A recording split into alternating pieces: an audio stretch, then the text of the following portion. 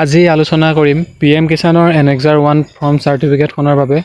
যিহেতু বহুতো হিতাধিকাৰীয়ে PM কিষাণটো অনলাইন যোগে আবেদন কৰে, কিন্তু যিখন এনেক্সাৰ 1 আছে, এনেক্সাৰ 1 যিখন ফৰ্ম আছে সেইখন ফিল আপ নকৰে বা জমা নিদিয়ে। তাৰ ফলত PM কিষাণটো কাট খাই যায় বা এনেক্সাৰ 1 নিদিয়াৰ বাবে লিখা আহে এনেক্সাৰ 1 নট ছাবমিটেড বুলি। ইয়াতে যিখন PM কিষাণৰ এনেক্সাৰ 1 চাৰ্টিফিকেট আছে সেইখন কেনেদৰে ফিল আপ কৰিব লাগে আজি বুজাই দিম। সেই ভিডিঅ'টো শেষলৈকে চাই থাকিব। প্ৰথমে আপোনালোকে PM কিষাণৰ অফিচিয়েল ৱেবছাইটত গৈ পিনি আপোনালোকে PM কিষাণ যিখন এনেক্সাৰ 1 আছে সেই চাৰ্টিফিকেটখন যিখন ফৰ্ম আছে সেইখন ডাউনলোড কৰিব পাৰিব। ডাউনলোড কৰাৰ পিছত আপোনালোকে ব্লু বা ব্লেক বল পেন ল'ব লাগিব। আপোনালোকে প্ৰিণ্ট আউটটো উলিয়াই ল'ব। উলিয়াই লোৱাৰ পিছত প্ৰথমে ইয়াতে আহিব ফাৰ্মাৰ পাৰ্চনেল ডিটেইলছ। যদিহে ইয়াতে ৰুৰেল হয় ৰুৰেল ক্লিক কৰিব লাগিব, যদিহে আৰবান হয় আৰবান ক্লিক কৰিব লাগিব। ইয়াতে দুটা ছিষ্টেম দিয়া আছে, ৰুৰেল হ'লে ৰুৰেল হ'ব, আৰবান হ'লে আৰবান চিলেক্ট কৰিব লাগিব। নেক্সট আহিলে ইয়াতে ডিষ্ট্ৰিক্টটো কি হয় ইয়াতে ব্লক লেটাৰত লিখিব লাগিব ডিষ্ট্ৰিক্টটো। নেক্সট আহিলে চাব ডিভিজনটো, ডিষ্ট্ৰিক্টৰ আণ্ডাৰত যিটো চাব ডিভিজন পৰে সেইটো ইয়াতে ব্লক লেটাৰত ইয়াতে লিখিব লাগিব। তাৰপিছত আহিলে ব্লক যদিহে ব্লক আছে ব্লক দিব পাৰে, যদিহে ৱাৰ্ড আছে ৱাৰ্ডটো দিব লাগিব। নেক্সট আহিলে ইয়াতে ভিলেজ টাউনটো কি হয় ইয়াতে সম্পূৰ্ণকৈ মেনশ্যন কৰিব লাগিব। নেক্সট আহিলে ব্লক লেটাৰত লিখিব লাগিব এইখিনি গোটেইখিনি। তাৰপিছত নেক্সট আহিলে farmer name as per identity proof document, মানে দিয়া হৈছে যে যদি Aadhaar card, PAN card, voter card নাইবা আপোনালোকৰ যিটো নথিপত্ৰত যেনেদৰে আছে নামটো তেনেদৰে আপোনালোকে ফিল কৰিব লাগিব। নেক্সট আহিলে ফাদাৰ নেম বা mother name, husband name.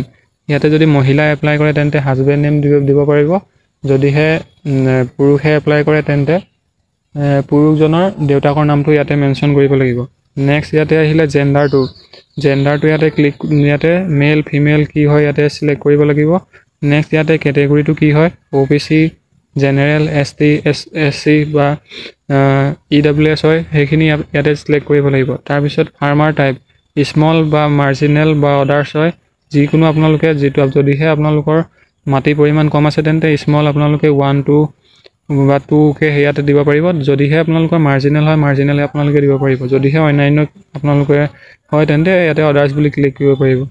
Next আহিলে number of dependent in family, ইয়াতে ফেমিলি মেম্বাৰ কেইজন আছে ইয়াতে চিলেক্ট কৰিব লাগিব। তাতে লিখি দিব লাগিব 1, 2, 3, 4 কি আছে ইয়াতে লিখিব লাগিব। তাৰপিছত ইয়াতে হেড অফ ফেমিলি মুৰব্বীজন কোন হয় ইয়াতে মেনশ্যন কৰিব লাগিব। ব্লক লেটাৰত লিখিব লাগিব। সকলোখিনি বাৰে বাৰে কৈ আছোঁ, আপোনালোকে যদি স্মল লেটাৰত লিখি দিয়ে তেন্তে বুজি পোৱাত অসুবিধা হ'ব। তাৰপিছত আহিলে ইয়াতে আইডেণ্টিফিকেশ্যন টাইপ, ইয়াতে চিলেক্ট আইডেণ্টি টাইপ, ইয়াতে আধাৰ কাৰ্ড আপোনালোকে দিব পাৰে, যদিহে আপোনালোকৰ ভোটাৰ কাৰ্ড আছে ভোটাৰ কাৰ্ডো দিব পাৰে। তাৰপিছত আহিলে type of identity, Aadhaar card, PAN card, voter card, driving licence, ইয়াতে বেংক একাউণ্ট, এইখিনি আপোনালোকে বিশেষ আপোনালোকৰ দৰকাৰ নহয়। যদিহে ভোটাৰ কাৰ্ড, পান কাৰ্ড নাইবা আধাৰ কাৰ্ড আছে আপোনালোকৰ চলি যাব।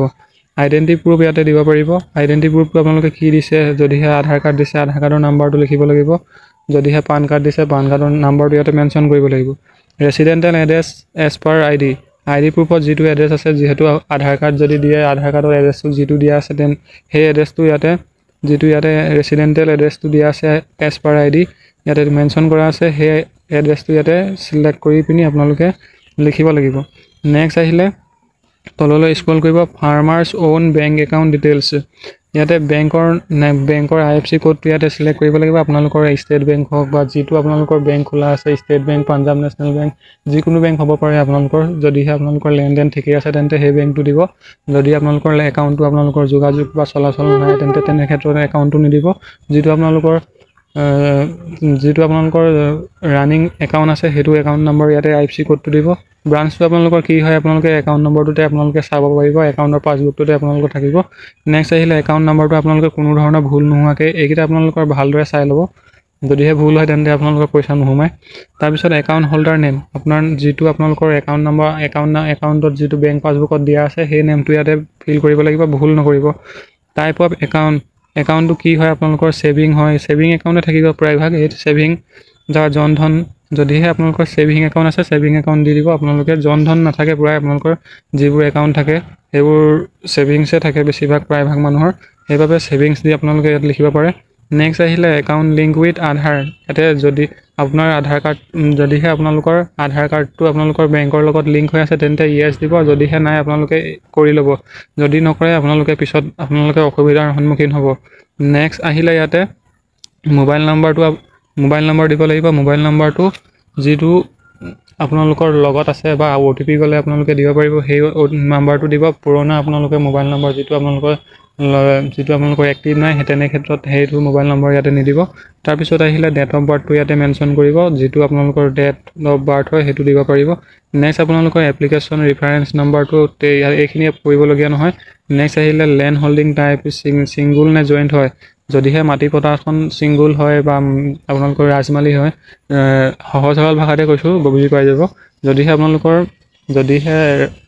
মাটি পটাৰখন যদি আপোনালোকৰ ছিংগুল হয় ফালি থোৱা আছে তেন্তে আপোনালোকে ছিংগুল দিব, আৰু যদিহে জইণ্ট হয় যদিহে ৰাজমালি হয় তেন্তে জইণ্ট দিব পাৰে। নেক্সট আহিলে ইয়াতে ছাৰ্ভে কাঠা নং বা পটা নং, ইয়াতে যিটো আপোনালোকৰ মাটি পটাৰ নম্বৰ আছে আপোনালোকে সেইটো দিব। তাৰপিছত দাগ নম্বৰটো আপোনালোকে যদি দাগ নম্বৰটো দিব। তাৰপিছত এৰিয়া আপোনালোকৰ কিমান হেক্টৰ আছে সেইখিনি আপোনালোকে দিব পাৰিব, কঠা বিঘা লোচা যি হয় আপোনালোকৰ মাটি পটাৰখনতে যিহেতু থাকিব সেইখিনি আপোনালোকে ইয়াত দিব পাৰে। আপোনালোকে নেক্সট ইয়াতে যদি আপোনালোকৰ দুটা পটা নম্বৰ আছে দুটা পটা নম্বৰ ইয়াতে দিব পাৰে, যদিহে তিনিটা আছে তিনিটা দিব পাৰে, কোনো কথা নাই, দাগ নম্বৰটো মেনশ্যন কৰিব লাগিব। তাৰপিছত আপোনালোকৰ লেণ্ড এড্ৰেছটো আপোনালোকৰ মাটিডোখৰ ক'ত আছে সেইখিনি দিব লাগিব। ডিষ্ট্ৰিক্টটো, ৰেভিনিউ চাৰ্কুল, ৱাৰ্ডটো কি পৰে, ভিলেজ টাউন তাৰপিছত কি পৰে সেইখিনি দিব লাগিব, পিনক'ডটো কি হয় সেইটো দিব লাগিব। তাৰপিছত তললৈ স্ক্ৰল কৰিব।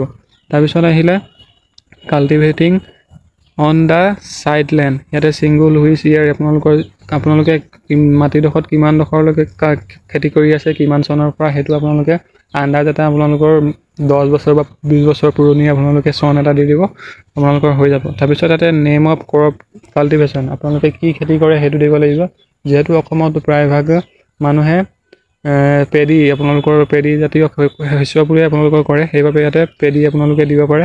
নেক্সট অ'নাৰশ্বিপ আপোনালোকৰ আপোনালোকৰ ফেমিলি মেম্বাৰ, তাৰপিছত টেকেন আছে নে কি হৈছে সেইটো আপোনালোকে নিজৰ পাৰ্চনেলৰ মতে আপোনালোকে চিলেক্ট কৰি ল'ব।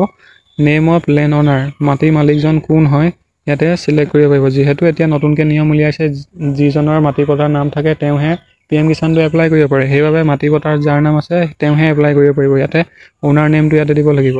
নেক্সট আহিলে ৰিলেশ্যনশ্বিপটো কি হয় ইয়াতে দিব পাৰে, যদিহে মাটিডোখৰ বেলেগ হয়। এইডোখৰ ফৰ্মখন যিহেতু আগৰ ফৰ্মেটত আছে সেইবাবে এনেদৰে বুজাই দিছোঁ।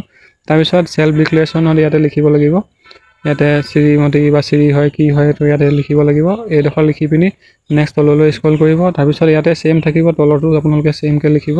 তাৰপিছত ইয়াতে তলতো ছেম থাকিব, সম্পূৰ্ণকৈ আপোনালোকক বুজাই দিছোঁ, আপোনালোকে কোনো ধৰণৰ ভুল নোহোৱাকৈ এইখিনি কৰিব পাৰিব।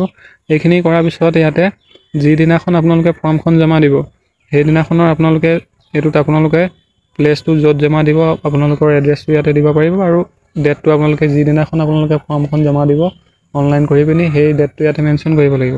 তাৰপিছত আপোনালোকে যদি ছিগনেচাৰ মাৰিব জানে ছিগনেচাৰ, যদি আপোনালোকে থাম্ব ইম্প্ৰেশ্যন আপোনালোকৰ থাম্ব থাকে যদি টিপ চহী আপোনালোকে মাৰিব পাৰে, কোনো কথা নাই। তাৰপিছত আপোনালোকৰ এইখিনি কৰিবলগীয়া নহয়, তাৰপিছত এইখিনি একো কৰিব নালাগে। নেক্সট আপোনালোকে মেইন কাম কৰিবলগীয়া দুটামান আছে, আৰু ইয়াতে প্ৰায়ভাগ আপোনালোকে ফৰ্মখন হৈয়ে গ'ল।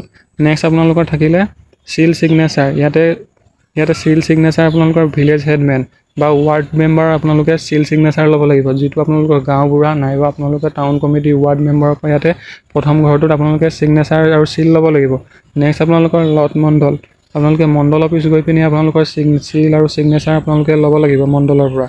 নেক্সট আহিলে এগ্ৰিকালচাৰ এক্সটেনশ্যন এছিষ্টেণ্ট, এইটো আপোনালোকে কৰিব নালাগে। নেক্সট আপোনালোকৰ এগ্ৰিকালচাৰ ডেভেলপমেণ্ট অফিচাৰ, এই দুটা আপোনালোকে কৰিব নালাগে। মেইন আপোনালোকে এই দুটা আপোনালোকে কৰি আনিব, লৰ্ড মণ্ডল আৰু আপোনালোকে যিটো গাঁওবুঢ়া সেইকেইটা আপোনালোকে কৰি ল'ব। তাৰপিছত এই দুটা আপোনালোকৰ এগ্ৰিকালচাৰ অফিচত য'ত জমা দিব তাত কৰি দিব। তাৰপিছত আপোনালোকৰ ৰেভিনিউ চাৰ্কুল অফিচাৰ, যিটো আপোনালোকৰ ৰেভিনিউ চাৰ্কুল আছে তাত গৈ পিনি আপোনালোকে চিল উইথ ছিগনেচাৰ আপোনালোকে মৰাই আনিব।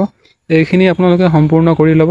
এইখিনি সম্পূৰ্ণ কৰাৰ পিছত আপোনালোকে ইয়াতে এপ্লিকেশ্যন ৰেফাৰেঞ্চ নম্বৰ এইখিনি আপোনালোকে নিজেও কৰি ল'ব পাৰে, নাইবা আপোনালোকৰ তাত যিখন আপোনালোকে যিহেতু এগ্ৰিকালচাৰ অফিচত জমা দিব অনলাইন কৰাৰ পিছত আপোনালোকে তাতো ফিল আপ কৰি দিব পাৰে।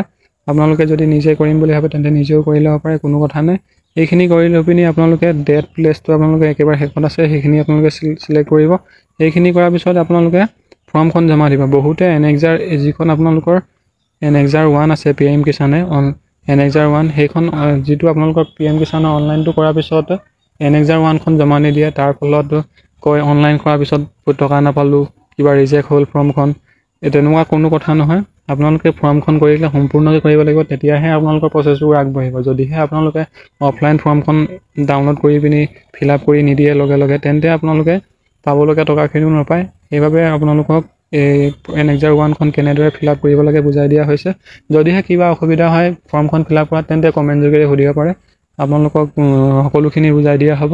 আজিলৈ ইমানে, ধন্যবাদ। জয় আই অসম।